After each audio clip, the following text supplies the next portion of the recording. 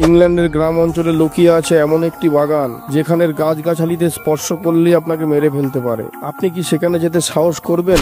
আসুন the poison garden ইংল্যান্ডের রহস্য উন্মোচন করি। অ্যালন উইক গার্ডেনে আপনাকে স্বাগত, যেখানে রয়েছে 100টির বেশি বিষাক্ত গাছ। এটি আপনার সাধারণ বোটানিক্যাল গার্ডেন নয়, এটি এমন একটি জায়গা যেখানে সৌন্দর্য আর বিপদ একসাথে থাকে। এখানের প্রতিটি গাছ আপনাকে ক্ষতি করতে পারে, এমনকি মেরেও ফেলতে পারে। এই বাগান কেন তৈরি করা হয়েছিল? মানুষকে প্রকৃতির বিপদ সম্পর্কে শিক্ষা দেওয়ার জন্য। গ্রেট দার্শনিক সক্রেটিসকে হত্যা করা হয়েছিল হেমলক নামক এক উদ্ভিদ থেকে শুরু করে ডেডলি নাইটসেট নামে পরিচিত বেলারোনা পর্যন্ত প্রতিটি গাছের পেছনে রয়েছে একটি অন্ধকার গল্প।